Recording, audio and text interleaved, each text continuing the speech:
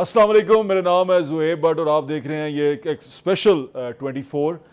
आज के दिन जिस चीज़ पे हम बात करना चाह रहे हैं, जो सारा दिन आप देखते भी आए हैं कि तमाम सियासत जो सी है वो अदालतों के इर्द गिर्द घूमती रही है। तमाम बातें, तमाम खबरें अदालतों से आ रही थी और तमाम चीज़ें जो मुल्क के मुस्तकबिल हैं उनके फैसले भी अदालतों में होते हैं। सियासतदान तमाम के तमाम अदालत की तरफ देख रहे हैं।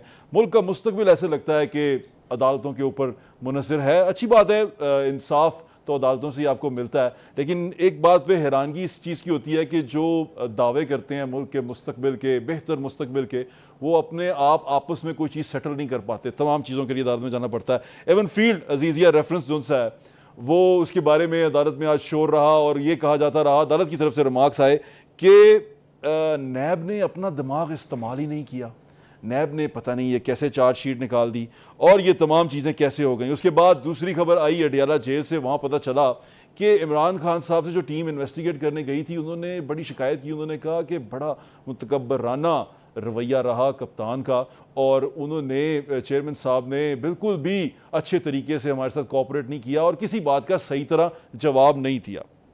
उसके बाद एक और चीज़ बड़ी अहम है, वो ये कि अभी होगा क्या, क्या Pakistan Tehreek Insaf intra party election करवाएगी? अगर करवाती है तो उसमें चेयरमैन का उम्मीदवार कौन होगा और जो चेयरमैन मौजूदा है क्या वो उम्मीदवार हो सकता है? इन तमाम बातों के अलावा जो बहुत बड़ी बातें हैं उन पर भी बात करेंगे। खबर बड़ी इस्लामाबाद में गर्दिश कर रही है, उसके बारे में डिस्कस करेंगे। इस्लामाबाद से हमारे दोस्त हैं, उन्होंने हमें ज्वाइन किया है। एजाज़ सैयद साहब ने, सीनियर सहाफ़ी हैं, और मलक उस्मान एडवोकेट हमारे साथ स्टूडियो में बैठे हैं। पाकिस्तान तहरीक इंसाफ से उनका ताल्लुक़ है। अब तो मुझे लगता है पाकिस्तान तहरीक इंसाफ सिर्फ वकला पे मुश्तमिल जमात रह गई है। इख्तियार वली साहब भी हमें ज्वाइन करेंगे, उन्होंने हमें खैबर पख्तूनख्वा से ज्वाइन किया है। पाकिस्तान मुस्लिम लीग नून से उनका ताल्लुक़ है और पाकिस्तान मुस्लिम लीग नून के MP रह चुके हैं वो खैबर पख्तूनख्वा में। कादर मंदोखेल साहब हमें ज्वाइन करेंगे, पाकिस्तान पीपल्स पार्टी से उनका ताल्लुक़ है, वो भी हमारे साथ होंगे। तो सबसे पहला सवाल जो उनसे है, मैं पाकिस्तान तहरीक इंसाफ की बजाय एजाज़ सैयद साहब से पूछूंगा। एजाज़ सैयद साहब कैसे हैं आप? एजाज़ भाई आपको आवाज़ आ रही है? मुझे आवाज आ रही है आपकी, मैं बहुत शुक्रिया आपका। एजाज भाई, खबरें बड़ी अजीबो गरीब हैं। वीलॉग हो गए, उसके ऊपर इदारिये लिख दिए गए, उसके ऊपर लोगों ने कॉलम लिख दिए, कहते हैं ताखीर होगी। मैं तो कह भी नहीं सकता किस चीज में, लेकिन क्या ताखीर होगी? देखिए, बहुत सारे लोगों की ख्वाहिश है कि ताखीर हो जाए, इंतखाबात ना हो, लेकिन इंतखाबात मेरी इतलात के मुताबिक हो रहे हैं और इंतखाबात जो वक्त दिया गया है उसी के मुताबिक हो रहे हैं। 8 फरवरी को इंतखाबात पाकिस्तान में आम इंतखाबात हो रहे हैं। 2024 का साल पाकिस्तान में इंतखाबात का साल है। ये इंतखाबात होंगे और आप देखेंगे ये इंतखाबात कराए जाएंगे। आप एक और चीज भी इस्लामाबाद में बैठे देख रहे हैं, अदालतों में है हमारे तमाम लीडरशिप, हमारी जो मेजर लीडरशिप है वो अदालतों में है। तो ये अदालतों में जब लीडरशिप चली गई है, आपको क्या नजर आ रहा है कि इनको वहां से इंसाफ मिल पाएगा या वे भी सड़कों पे आके इंसाफ ढूंढेंगे? देखिए, जो इंसाफ है वो आपको पता है, कुछ तो केसेस गलत हैं और कुछ केसेस गलत बनाए गए हैं और कुछ ऐसी भी सूरत हाल है कि असल में देखा जाए तो दोनों तरफ ही कहीं ना कहीं एस्टैब्लिशमेंट का रोल नजर आता है कि पहले एस्टैब्लिशमेंट ने एक प्राइम मिनिस्टर को के खिलाफ केसेस बनाए थे, उन्हें भेजा था और वो नजर भी आया। उसके बारे में आपको पता है किस तरह JIT बनी, किस तरह सुप्रीम कोर्ट में एक निगरान जज मुकर्रर हुए जो कभी तारीख में नहीं होता, ना इंसाफ का तरीकाकार है। फिर अभी सूरत हाल है कि अभी खान साहब की एस्टैब्लिशमेंट से झगड़ा है और अभी ये अंदर है। कुछ केसेस आपको पता है दुरुस्त होते हैं, कुछ झूठे होते हैं, बेबुनियाद होते हैं। हाँ। तो ये सब कुछ इसी तरह ही चल रहा है, झूठे बेबुनियाद भी होते हैं। अच्छा, मेरे साथ यहाँ पर एजाज भाई बैठे हुए हैं, मलक उस्मान एडवोकेट साहब को पता है ना, पाकिस्तान तहरीक इंसाफ जिनसी है वो अब वकला के ऊपर बड़ा डिपेंडेंट है। सारे वकला जिनसे हैं, जो कानून को समझते हैं, पेचीदगियों को समझते हैं, ये उन पे मुनसिर हो चुकी है पाकिस्तान तहरीक इंसाफ पूरी तरह। तो मलक उस्मान साहब, वेलकम टू द शो। मैं आपसे पूछना चाह रहा हूँ, पहला सवाल तो ये बता दें, 84 अरब रुपया, 84 अरब डॉलर इसहाक डार साहब ने कहा कि उसका हिसाब तो दें, वो देंगे हिसाब? आपको पता है उस 84 अरब डॉलर क्या है? सर, इसहाक डार साहब जो है, जो उन्होंने एक वादे करके बड़े उनको एक चार्टर प्लेन में लेके आए थे और बड़ा ये ब्रीफ करने की कोशिश की थी कि इसहाक डार साहब आएंगे और आके वो मुल्क के बड़े हालात ठीक कर देंगे, डॉलर को नीचे ले आएंगे, पेट्रोल ठीक कर देंगे, बिजली का बिल ठीक कर देंगे। लेकिन हम सब ने यहाँ पे देखा कि उन्होंने आके एक साल एक दफ़ा फिर जो कि पहले मुल्क को लूट के लेके जा चुके थे, पूरे मुल्क का खजाना लूट के लेके जा चुके थे, और एडमिटेड फैक्ट है, मान चुके हैं कि हाँ जी हम लूट के लेके गए थे, और इनके कहने पे लूट के लेके गए थे। मलिक साहब एक बात बताएं, हाउ इज दिस पॉसिबल कि वो अब दोबारा वो ठीक कर रहे हैं? एक बात बताएं कि जैसे एजाज भाई ने कहा कि ये केसेस झूठे थे, बनाए गए थे, जिस तरह भी था, आप माशाल्लाह वकील भी हैं, उस वक्त आपको ये सारे केस सच्चे लगते थे? यानी कि उस वक्त आपको यकीन था कि सच्चे? क्योंकि अब अदालतों में ये बात, इस बात का शोर है कि ये कैसे बन गए केस, ये किस तरह केस जो उनसे आप लोगों ने पुट कर दिए, इस तरह के रिमार्क्स भी आए हैं। आप पहले इससे मुत्तफिक थे कि ये केस ठीक बने? सर, अदालतों में जो चीज़ें ब्रीफ की जाती हैं और जो चीज़ हम मीडिया पे दिखाई जाती हैं, वो एक वन साइडेड पिक्चर दिखाई जाती है कि एक एफआईआर लॉन्च हो गई और उस एफआईआर में ये कंटेंट बताया गया। उसको सही और झूठा अदालत में जब वो फैसला आता है, जब वो अदालत में एफआईआर, तो फिर अदालत में उसके फैक्ट्स और फिगर्स देखे जाते हैं कि ये एफआईआर सच पे मुबनी है या झूठ पे मुबनी है। तो जब हम वो चीज़ें देखते थे तो हमें तो ऑब्वियस बात है कि हम पाकिस्तान तहरीक इंसाफ से मुंसलिक हैं, तो हमें तो इनकी चोरियां, इनके डाके, इनके नैब में केसेस, वो सारी चीज़ें, और ये प्रूफ कर चुके हुए थे अपनी स्टेटमेंट से और अपने बयानात से, चाहे वो पार्लियामेंट में हो, चाहे वो अदालतों में 164 के बयान हो कि हाँ जी ये सारी चीज़ें एडमिटेड हैं।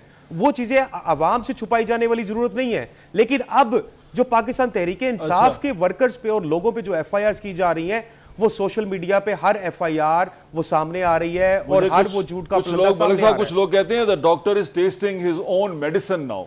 जब आप पे पर्चे होते हैं ना, तो इस तरह की बातें भी लोग करते हैं। मैं बात करना चाह रहा हूं, इख्तियार वली साहब को मेरी आवाज आ रही है?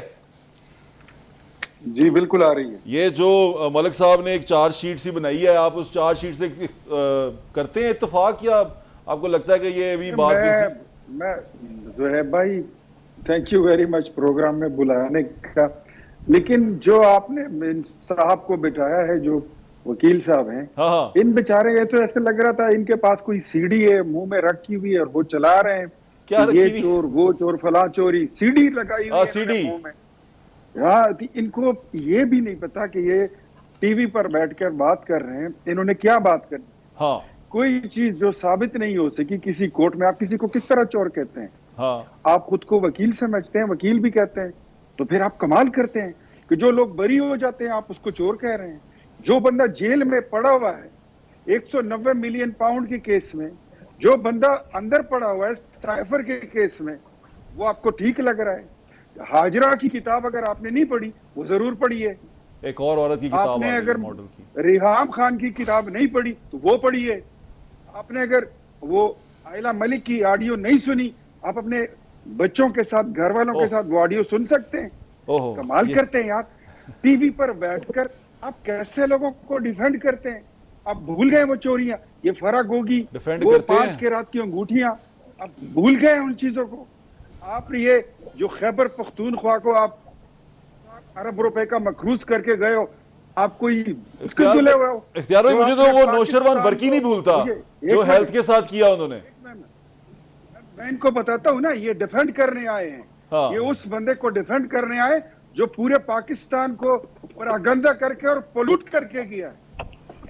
पूछो ये वकील साहब, मुझे बताएं 2018 में पाकिस्तान का कर्जा 27,000 अरब रुपए था। हाँ। जिसको आप फरिश्ता कहते हो, सादिक और अमीन कहते हो, सो कॉल्ड, वो साहब, ये मुल्क जब उनसे इक्तिदार गया, उनको आपकी आवाज कट रही है, आपकी आवाज कट रही है। मैं चाहूंगा कि आप ना माइक अपने करीब कर लें। एजाज भाई, मैं आपसे एक सवाल पूछना चाह रहा था। एजाज भाई हमारे साथ हैं? जी। ये अभी एक बात कही जा रही है कि जो, जिस तरह आपने भी कहा कि बनाए हुए तो दोनों साइड के केसेस एक ही तरफ से बनाए गए हैं, तो जो मियां साहब के बारे में अब ये कहा जा रहा है कि मियां साहब के साथ बिल्कुल वैसे ही सलूक हो रहा है जैसे 2018 में कप्तान के साथ हुआ था, और उसी तरह उनको तमाम जगह, तमाम चीजें क्लियर करके दी जा रही हैं। ऐसा है ये, या सिर्फ एक तासुर है? नहीं, देखिए, बात यह है कि एस्टैब्लिशमेंट की और मियां साहब की तो सुलह हो गई है, इसमें कोई शक नहीं है। यानी खुर्शीद साहब ठीक कहते हैं? जी, कुछ हद तक ठीक कहते हैं, वो गलत नहीं कहते। लेकिन देखिए, जो कंपैरिजन है ना, 2018 का 2023 से वो दुरुस्त नहीं है। अच्छा। देखिए 2018 में एस्टेब्लिशमेंट बड़ी पावरफुल थी जी। आज एस्टेब्लिशमेंट उतनी पावरफुल नहीं है विद कंपेयर टू जो मैं पॉलिटिकल पावर की बात कर रहा हूँ। ठीक है। ठीक है, उस वक्त 2000 अगर आप 18 की बात करें तो आप देखें आला अदलिया की क्या सूरत हाल थी। लोअर आला अदलिया से लोअर जुडिशरी सारे एक पेज के ऊपर थे। मीडिया के जो तमाम जो चैनल्स हैं उनको किस तरह से कंट्रोल किया जाता था, किस तरीके से इमरान खान साहब के ऊपर तनकीद करना शजरे ममनू था और नवाज शरीफ पे तनकीद करना एक फैशन था। तो आज वो सूरत हाल नहीं है। आज जो इस्टेब्लिशमेंट है वो नजर आ रही है कि वो नवाज शरीफ के साथ उसकी सुलह हो गई है, लेकिन आप ये कहें कि बिल्कुल वो सूरत हाल है, एक पेज वाली वो सूरत हाल नहीं है। बिल्कुल ठीक कह रहे हैं आप। एक छोटा सा ब्रेक लेना चाह रहा हूँ। ब्रेक पे हम जो हमारे मलक उस्मान साहब हैं, मलक उस्मान एडवोकेट साहब, पाकिस्तान तहरीक इंसाफ से उनका ताल्लुक है, उनसे ज़रूर पूछेंगे कि ये तमाम बातें जो आपको बताई गई हैं आप इन पे यकीन करते हैं या जो इख्तियार वली साहब कह रहे हैं कि सीडी चल जाती है, वो सीडी चल रही है। After break.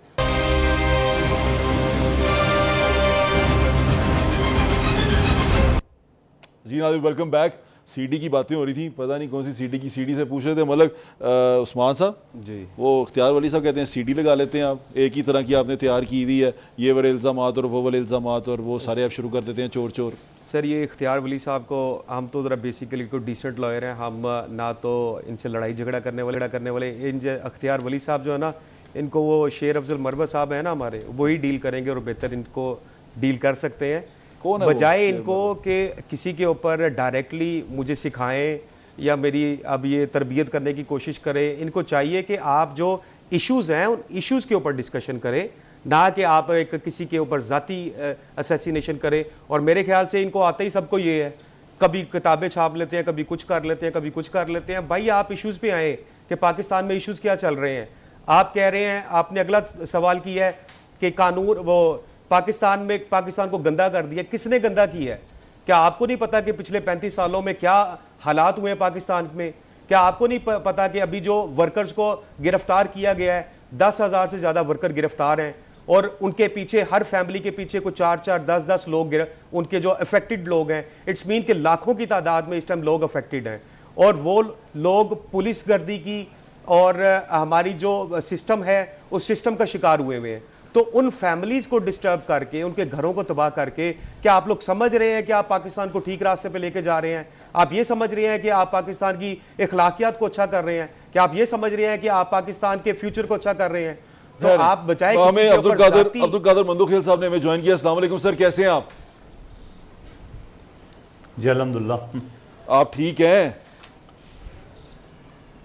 जी शुक्र है, आप ठीक है। ये मुझे एक बात बताएं, खुर्शीद शाह साहब जो उनसे हैं वो कौन सा बयानिया टोक करते हैं? आप तो कहते हैं हम, जरदारी साहब भी सारे कहते हैं कि मुफाहमत के साथ चलेंगे, सबके साथ चलेंगे। खुर्शीद शाह साहब एकदम शॉट मारते हैं और वो बॉल जो सी स्टेडियम से बाहर फेंक देते हैं। ये क्या चल रहा है? उन्होंने कहा कि मियां साहब एस्टैब्लिशमेंट के साथ मिले हुए हैं और इन्होंने जो इलेक्शन है ना वो दूसरी तरह लड़ना है। आप देखिए भट्ट साहब, आपके इस सवाल से पहले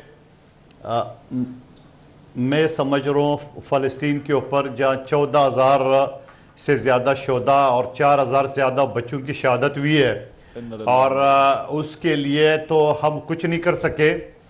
लेकिन एक नौजवान प्लेयर आज़म खान जो बेड पे फ़लस्तीन का झंडा लगाया, उस पर जुर्माना लगा लिया BCP ने, तो मैं शदीद मज़म्मत करता हूँ और BCP को फौरी तौर पे ये वापस लेके जुर्माना और माफ़ी मांगना चाहिए आज़म खान से।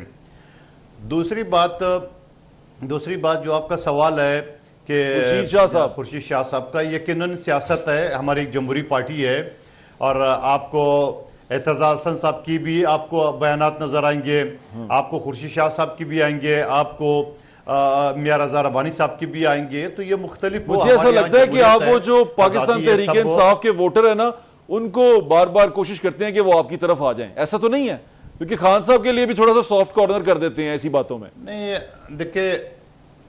देखिए बात ये होता ना कि अगर तहरीक इंसाफ को हर तरफ से डंडे पड़ रहे हो और हम एक जमहूरी पार्टी के हिस्से से ये कहते हैं कि नहीं जी, आप उनको भी जो है ना लेवल प्लेइंग फील्ड दे, आप उनको भी जलसे जुलूस की इजाज़त दें, आप उनको भी जमानतों पे रहा करें। जैसे हमारे मोहतरम नवाज शरीफ साहब 4 साल बाद आ गए और न कोई टाइम फ्रेम है, न कोई वो है, सब खत्म हो गए।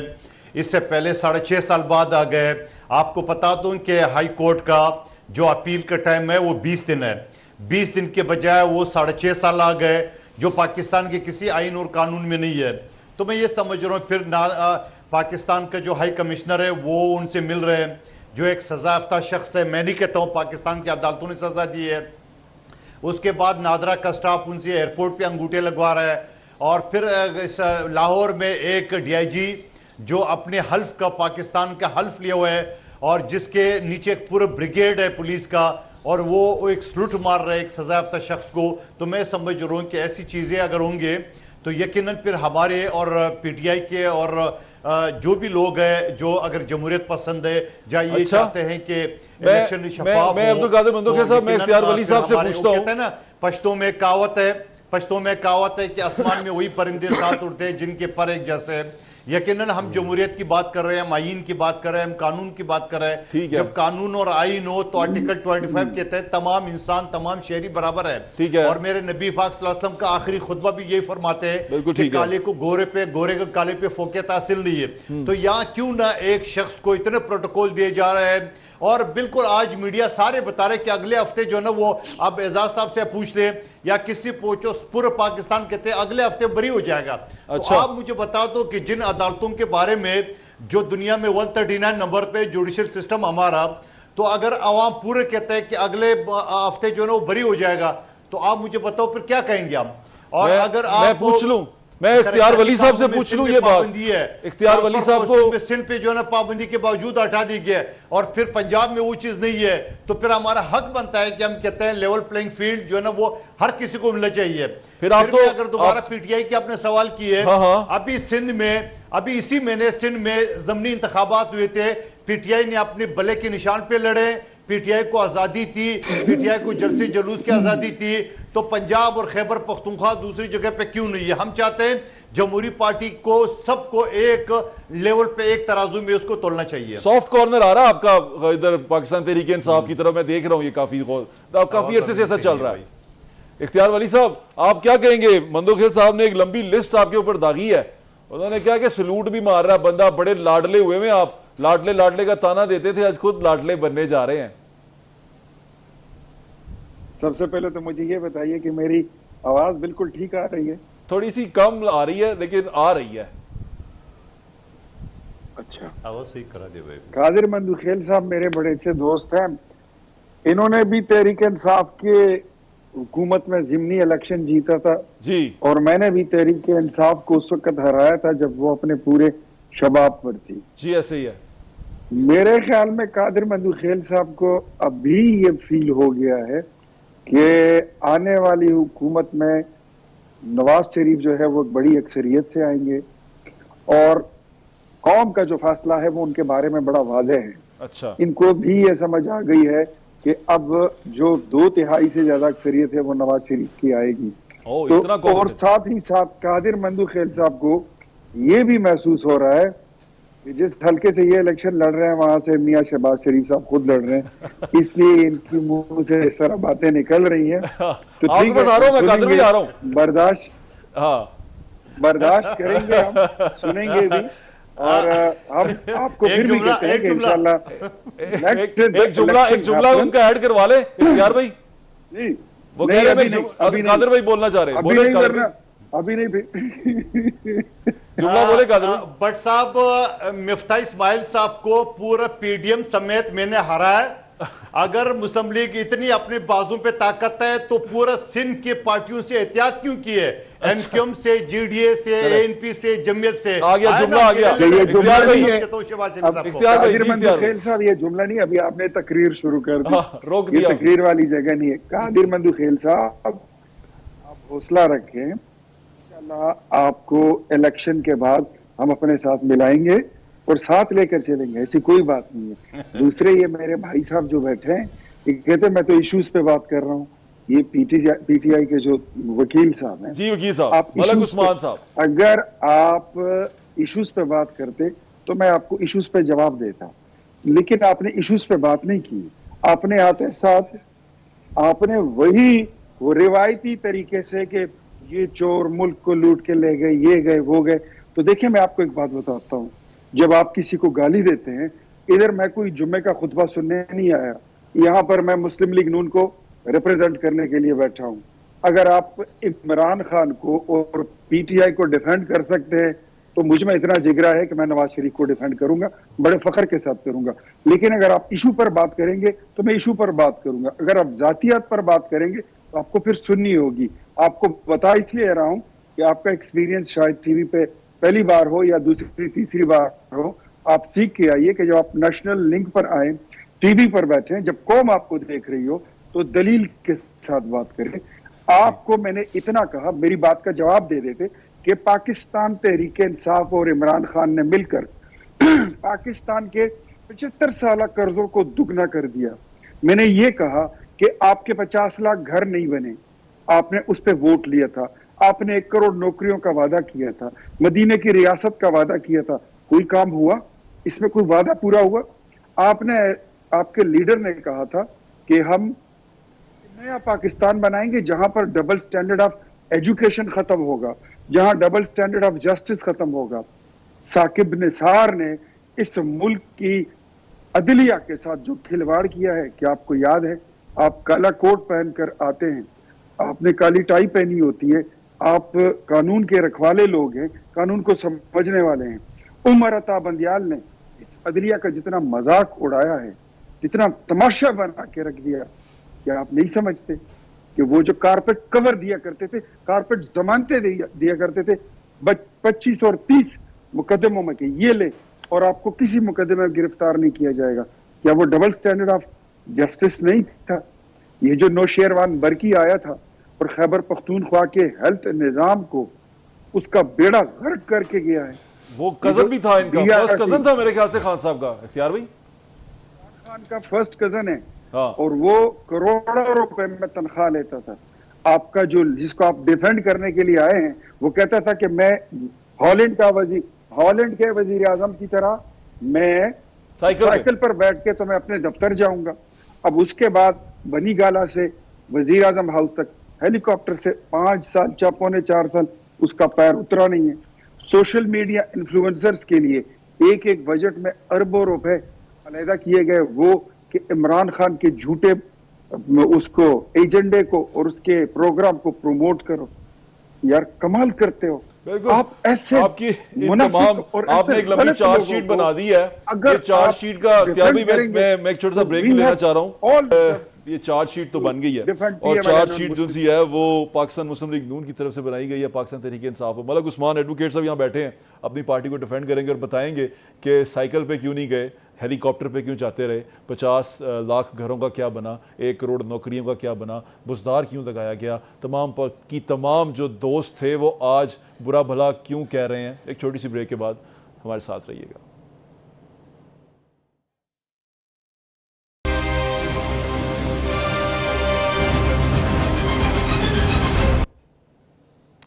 जी ना, वेलकम बैक। चार्जशीट बना दी थी हमने और चार्जशीट जो सी मलक उस्मान साहब के पास जा चुकी हुई है। मलक उस्मान साहब सारी चीज़ें डिफेंड कर लेंगे, मेरा ज़ाती तौर पे सवाल है, बुजदार कैसे डिफेंड करेंगे? सर बेसिकली जो अभी इख्तियार वली साहब ने क्वेश्चंस किए हैं कि 50 लाख नौकरियां और नए घर बनाने थे, 50 लाख, हज़ारों नौकरियां देनी थी, 1 करोड़ नौकरियां देनी थी। देखिए मेरा सबसे पहले अपने सुनने वालों से, देखने वालों से ये है कि क्या जब पाकिस्तान तहरीक इंसाफ की हुकूमत आई 2018 में, क्या उसके अगले साल सेनेट पाकिस्तान तहरीक इंसाफ के पास रही? नहीं रही। फौरन सेनेट के इलेक्शंस हुए और सेनेट पाकिस्तान तहरीक इंसाफ के हाथ से चलेगी। अच्छा। सेकेंडली जब पार्लियामेंट में जब हम आए, पार्लियामेंट में पाकिस्तान तहरीक इंसाफ बैठी, तो क्या पार्लियामेंट में पाकिस्तान तहरीक इंसाफ इस तरह से मजबूत थी कि वो अपने बनाए हुए कवानीन और बनाए हुए फैसलों पे अमल दरामद करवाती? इतनी मजबूत थी, इमरान खान साहब तो आते ही नहीं थे सर। हमारे पार्लियामेंट में हमारे जो अलायंस जो हमारे साथ जुड़े हुए थे वो साहब बताएंगे आपको, एमएनए वो जाते ही नहीं थे, वो पार्लियामेंट क्या समझते थे? पार्लियामेंट में जब 3.5 साल के बाद जब हमारे सारे अलायंस टूटे तो उस अलायंस से सबको वाजिया हो जाना चाहिए था कि पाकिस्तान तहरीक इंसाफ कभी भी पार्लियामेंट में मजबूत बनाकर नहीं भेजी गई। चलो मलिक साहब ये बताएं, ये बात सारी बातें ठीक है, एक बंदा डिफेंड कर लें, बुज़दार डिफेंड कर सकते हैं? सर पंजाब में बेसिकली जो सिचुएशन थी, पंजाब में भागदौड़ लगी हुई थी कि अलीम खान साहब उम्मीदवार थे, अच्छा। और जो अपने आप को बड़ा स्ट्रॉन्ग उम्मीदवार कहते थे, ठीक है। और वो अपने अलावा किसी और को देख ही नहीं सकते थे कि मेरे अलावा कोई और। उन्होंने देखा है, मेरे ख्याल से 3 साल तो देखा है उन्होंने अपने अलावा किसी वो और। तो फिर दिखाया आपने गया, उनको नैब में भेज दिया था। वो तो ये कहते हैं, अपने मुंह से कहते हैं कि जो ही मेरा नाम वजीर आला के लिए आया, अलीम खान साहब ने खुद कहा कि जो ही मेरा नाम आता है वजीर आला के लिए और साथ ही मैं पकड़ा जाता हूँ, क्या साथ ही मेरे केसेस खुल जाते हैं। तो क्या इस बात से कंट्राडिक्शन वाजिया नहीं होती कि जैसे जनरल बाजवा साहब ने भी, उनकी भी ऑडियो रिकॉर्डिंग आई और उन्होंने कहा कि मैं बार बार कहता रहा हूं कि अलीम खान को सीएम लगाओ, अलीम खान को सीएम लगाओ, मेरी बात नहीं मानी जा रही। इट्स मीन कि पंजाब कंट्राडिक्शन में था और खान साहब मजबूत थे, और आप जो आप कह रहे हैं मजबूत नहीं थे, ऐसी कोई चीज नहीं है। वो जो कुछ कर रहे थे होशो हवास में कर रहे थे। एग्जैक्टली हाँ। खान साहब जो चीजें कर रहे थे, जो उन्होंने फैसले लिए थे हाँ। पंजाब के लिहाज से, यही हम चाहते हैं कि आप बताएं कि वो किसी प्रेशर में नहीं थे। वो अगर अलीम खान साहब को आ जाते तो पाकिस्तान तहरीक इंसाफ जो पंजाब में थी वो एक टूट फूट का शिकार हो जाती और एक डिसिप्लिन में ना रह पाती। जिस वजह से उस्मान बुज़दार साहब को लाया गया और उनको बिठाया गया ताकि पंजाब में पाकिस्तान तहरीक इंसाफ एक डिसिप्लिन में और एक हुकूमत मोमेंटम बचा में ली आपने, सूबा गवा दिया। ये कैसी अकलमंदी हुई, ये कैसी मर्दम शनासी हुई? मैं आपकी बात का जवाब जिनसे है अब्दुल कादिर मंदोखेल साहब के पास जाता हूँ। कादिर भाई, इमरान खान साहब क्या कमजोर थे पार्लियामेंट में? कमजोर वजीर आजम थे? नहीं, मेरे ख्याल में तो शुरू में तो वो कहते थे कि मैं बड़ा ताकतवर हूँ। जब इक़्तिदार ख़त्म हो गया तो कह रहे मेरे पास इख्तियार नहीं था। हाँ। तो ये कहता था। आपने लेकिन उसको सवाल देखा ये था ना कि असेंबली इमरान में? खान साहब की मेरे नज़र में सबसे ज़्यादा गलती जो इमरान खान साहब की थी वो ये थी कि इलेक्शन गुजर गया था, उसके बाद असम्बली के फ्लोर पे, इसके बावजूद कि हमने इस इलेक्शन को नहीं माना, बिलावल भुट्टो जरदारी साहब ने पहली स्पीच में कहा कि इमरान खान कदम बढ़ाओ, हम तुम्हारे साथ हैं। और साथ ही शहबाज शरीफ साहब ने भी ये ऑफर किए कि आइए मिसाक की मईशत पे बात करें। अब इलेक्शन हो चुका था, इमरान खान साहब वज़ीर-ए-आज़म बन चुका था, लेकिन वो अपोजिशन को सिवाय गालियों का उन्हें कुछ नहीं है। जब अपोजिशन ने उसको ऑफर की है कि हम आपके साथ बैठना चाहते हैं, पाकिस्तान को चलाना चाहते हैं, तो वो बुरा भला कहा। तो मेरे ख्याल में ये अच्छा फैसला नहीं था इमरान खान साहब का। और उसके बाद तो फिर वो खुद कहता रहा कि मेरे हाथ में नहीं था, वो जनरल बाजवा के हाथ में था, सब कुछ वही कर रहे थे। नहीं, मैं ये इसलिए आपसे पूछ रहा हूँ कि आप असेंबली में बैठते थे, कर रहे हो, उस्मान बुज़दार साहब का भी चॉइस इमरान खान साहब का नहीं था, वो भी चॉइस किसी और का था। किसका था? किसका था? वो आपको सबको पता है, आप बताएं ना। वो आपको क्या लगता है किसका था? ना तो सारे वो तो सारे चीज निकल रही थी। लेकिन मैं समझ रहा हूँ कि वो जो वसीम अकरम प्लस जो बात करते थे, और मैं हमेशा इसके बारे में ये कहता था कि वसीम अकरम प्लस का आपका लेबल ही गलत है। उसकी वजह ये कि वसीम अकरम तो वो खिलाड़ी है पाकिस्तान का जो जस्टिस कयूम की जो रिपोर्ट है उसमें तो उसको मुजरिम ठहराया गया, उसके ऊपर जुर्माना लगाया गया। उस रिपोर्ट को मैंने सिंध हाई कोर्ट में चैलेंज किया था उस वक्त इसको इंप्लीमेंट करने के लिए। तो मेरे ख्याल में एक बुज़दार साहब का फैसला गलत था, ऊपर से उसको टाइटल वसीम अकरम प्लस का देना, ये दोनों फैसले गलत थे मेरे हिसाब से। बिल्कुल ठीक कह रहे हैं इख्तियार वली साहब, आपको मेरी आवाज़ आ रही है? ये अब्दुल कादिर साहब, मैं देख रहा हूँ कि इनका थोड़ा थोड़ा सॉफ्ट कॉर्नर है पीटीआई के लिए। आपको भी ऐसा लगता है? हालांकि रहे तो पीडीएम में ये आपके साथ है। देखें, मैं आपको हल्का सा सॉफ्ट कॉर्नर है, कादर भाई से मैं पूछूंगा इस बारे में, लेकिन सॉफ्ट कॉर्नर रखते हैं। नहीं, सॉफ्ट कॉर्नर जो है ना, ये कोई बुरी बात नहीं है। आपके पास तो ये कहते हैं कि नहीं है जी, क्यों नहीं, हम कोई पत्थर तो नहीं रखते यहाँ पे ना। हमारा तो इनसे बड़ा सीधा सीधा मुतालिबा है। हम इनको ये कहते हैं कि if PTI is a political party then PTI should behave like a political force. ठीक है। If Imran Khan is a political leader then he should behave like a political leader. अगर आप सियासी लोगों की तरह बात करेंगे, सियासी लोगों की तरह बिहेव करेंगे, तो ठीक है, फिर आपके साथ लोग उसी तरह बात करेंगे, बिहेव करेंगे। जिस तरह अभी कादिर भाई ने कहा, बड़ी अच्छी बात की कि अब इमरान उस वक्त वजीर आजम बन चुका था और शहबाज शरीफ उनको on behalf of all opposition उनको ऑफर कर रहे हैं कि हम आपके साथ मीसाक मईशत साइन करते हैं कि ये मुल्क की इकोनॉमी जो है ये मजबूत रहे, ये मुल्क जो है ये इसको कुछ ना हो, हमारा आपका सियासी इख्तिलाफ अपनी जगह पर, लेकिन पाकिस्तान की बुनियादी असास को कभी कमजोरी नहीं पहुंचनी चाहिए। तो ये तो एक पॉलिटिकल अप्रोच होती है। लेकिन ये लोग क्या कहते हैं, जरदारी चोर, नवाज शरीफ चोर, मौलाना साहब चोर, तो MQM चोर, ANP चोर, सब के सब चोर। ये खुद कोई फरिश्ता है? तो थोड़े से मैंने इनको फिर बताया कि अपने करतूत इनके हैं नहीं, अच्छा, अपना इनका अखलाक नहीं है। क्योंकि आज जब वो बात हुई कि नैब की जो टीम गई थी, इख्तियार भाई, आज जो बात हुई कि जब नैब की टीम गई थी उसके लिए 190 मिलियन पाउंड की जो इन्वेस्टिगेशन करने के लिए, तो उन्होंने कहा कि चेयरमैन तहरीक इंसाफ का जो रवैया था वो मुतकब्बराना था।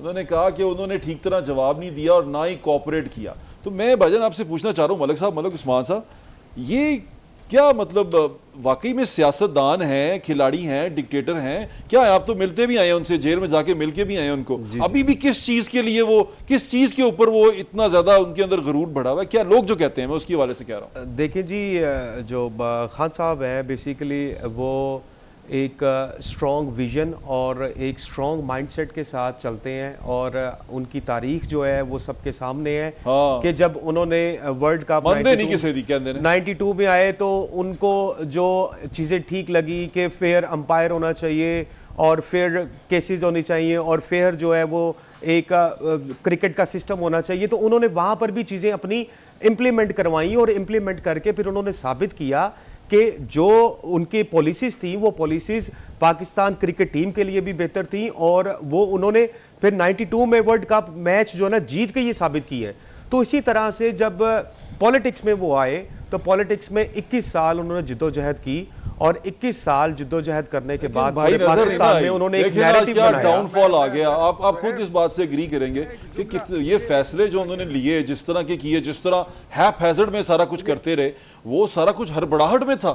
कहीं पे भी उसके अंदर मुझे कोई दानिशमंदी, as a individual, as a independent observer मैं ये बात कर रहा हूं कि मुझे कोई दानिशमंदी नजर नहीं आई। ऐसे था कि तोड़ दो बना दो, तोड़ दो बना दो, मैं नहीं खेलूंगा, मैं जा रहा हूं, मुझे हटा दो, ऐसा कुछ लग रहा था। नहीं, बेसिकली ये जो खान साहब से फैसला हो गया था 2018 में जो हुकूमत लेने वाला, वो एक कमजोर हुकूमत थी और शायद उन्हें उस टाइम पे वो चीजें वो नहीं करनी चाहिए थी कि जब तक इंसान अपने पूरे विजन और मैं आपके पास ही आ रहा हूं जी एक पूरे नैरेटिव पे नहीं आके खड़े हो जाते तो आपको एक टूटी फूटी और एक लंगड़ी हुकूमत लेने की जरूरत नहीं थी। ऐसे ना कहें, बड़ी एंजॉय की है उन्होंने, 3.5-4 साल बड़ी हुकूमत एंजॉय की है, हर चीज कर रहे थे, बड़े मजबूत थे, एक पेज पे थे, पॉलिसी बना रहे थे, पता नहीं क्या क्या कुछ कर रहे थे। इख्तियार भाई क्या कहना चाह रहे हैं आप? देखिए, एक तो ये लेवल प्लेइंग फील्ड की ये बात ना करें।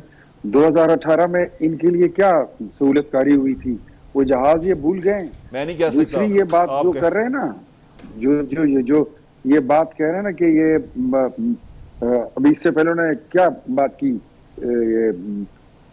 मजबूत हुकूमत भूल गए आप? नहीं, मजबूत हुकूमत से पहले मैंने कोई बात की, सॉरी मैं भूल गए आप। अब्दुल कादिर भाई, आप, क्योंकि हमारे पास 2 मिनट है, उतनी देर में इख्तियार भाई सोचते हैं, आप बताएं कि क्या इमरान खान साहब जिनसे हैं, उन्होंने जो गलतियां की हैं उनसे अब उनको सबक सीखना चाहिए ना, और उनके जो लोग हैं उनको भी सीखना चाहिए, और मेरे ख्याल से इंट्रा पार्टी इलेक्शन करवा देने चाहिए। हामिद खान साहब भी चाहते हैं हो जाए। मैं एक बात, वो बात याद आ गई, मैं जल्दी से कर दूं। मैं ये समझ रहा हूँ, बात ऐसी है, यादाश्त आ गई साहब, तुम्हें आ गई, इख्तियार भाई की यादाश्त आ गई।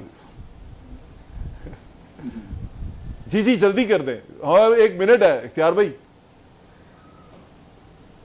जी, मैं इनको ये कह रहा था कि क्रिकेट में 92 के वर्ल्ड कप में जिस डिसिप्लिन का आप उसकी आप मिसाल सेट कर रहे हैं ना, जो प्रेसिडेंट आप बता रहे हैं, वो आपके धरनों में आप देख लीजिए। जो 2014 के धरने थे उसमें आपका लीडर रोज कहता था कि आज एम्पायर की उंगली उठ जाएगी, कल एम्पायर की उंगली उठेगी, एम्पायर की उंगली उठेगी। तो यार खुदा रसूल का वास्ता है, आप अभी बच्चे हैं, थोड़ा सीख के आए, कुछ लर्न करके आए और चीजों को डिफरेंशिएट करें। जी बिल्कुल, what is right, what is wrong. जी बिल्कुल, मैं बड़ी माजरत अब्दुल कादिर मंदोखेल साहब कि वक्त खत्म हो गया है। इंशाल्लाह अगली नशिस्त में आपसे जरूर तब करेंगे। और ये जो गलतियां हैं इनसे इंसान को सीखना चाहिए, जो अपनी गलतियों से नहीं सीखता वो फिर नुकसान ही उठाता है। अपना ख्याल रखिए, मुझे इंशाल्लाह फिर मुलाकात होगी। अल्लाह हाफिज़। पाकिस्तान जिंदाबाद।